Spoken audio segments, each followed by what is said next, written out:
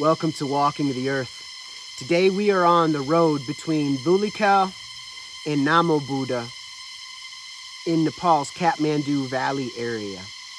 And directly behind me, we have some of the most ancient organisms in the world. We have a variety of ferns, mosses, and a bamboo stand, a bamboo cluster. So I don't know a lot about the history of moss and ferns, but I know along with lichen, they're quite ancient organisms. And to me, some very amazing organisms that I like to be in their energy field. Also the ferns, some of them have the fiddleheads, which can be made into a really nice stir fry in addition to a sauteed dish. And they taste a bit like asparagus. And then speaking of food, we have the bamboo cluster. Now bamboo is spread across a huge swath of the world, and we find it native in areas of East Asia, the Himalayan range. You'll find it in a variety of areas in Africa, in the Americas, where it stays. It's generally in warmer climates, but it can survive in some colder areas, as I believe it does in certain areas of China. It has so many uses. It's a very amazing plant. It's one of the oldest members of the grass family, as far as I'm aware. And you know, it's so amazing the way that it stacks. It's a quite beautiful organism, but it has a variety of uses for humans and for creatures. Many animals utilize it for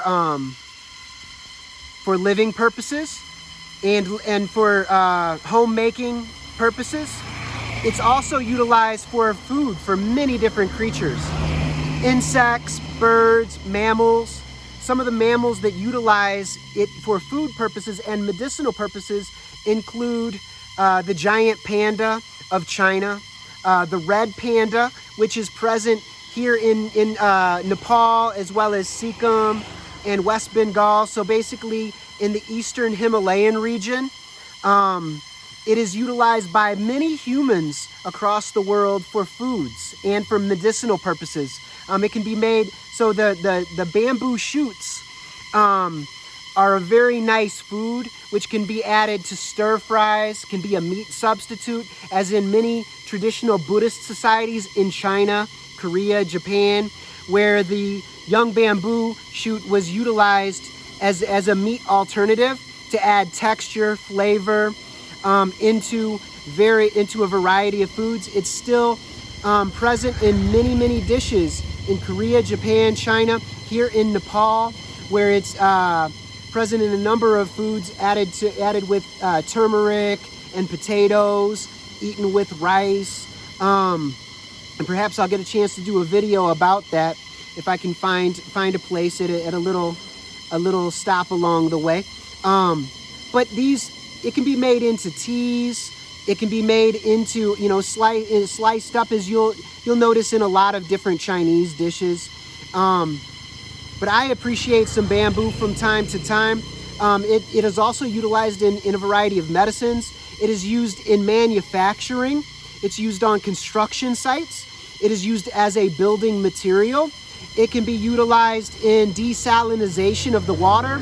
Medicinally, it is turned into a charcoal and used for activated charcoal.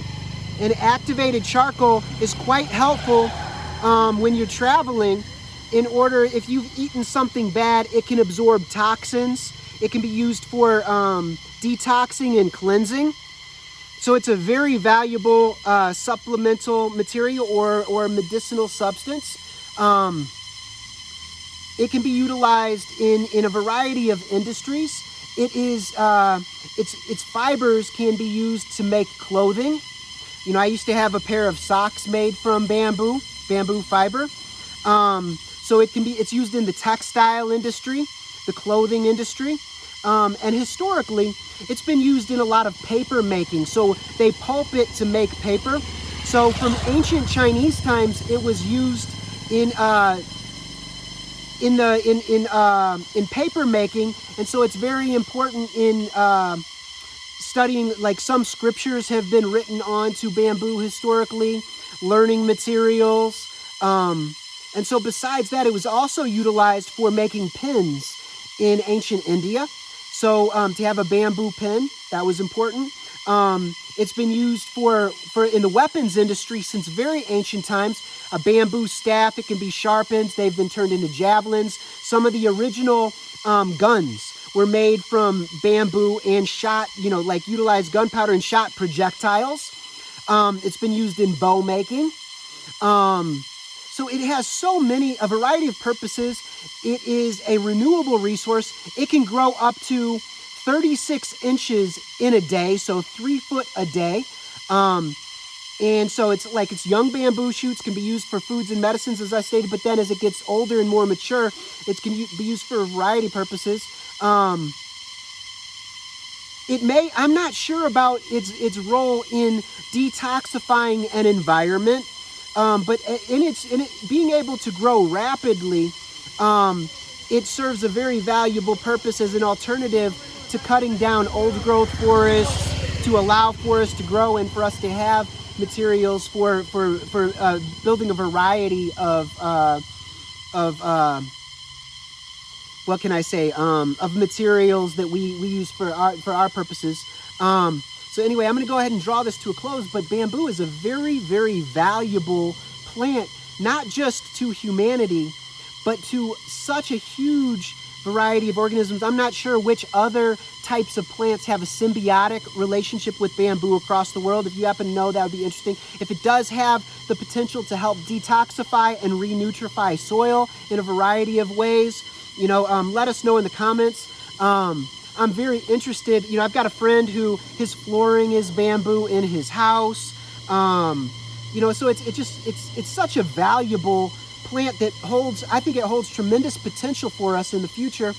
And again, I didn't grow up around bamboo stands, but I've been seeing them in a number of areas of India and Nepal as I've traveled. When I was in Ghana, there were bamboo stands on the university campus where I stayed.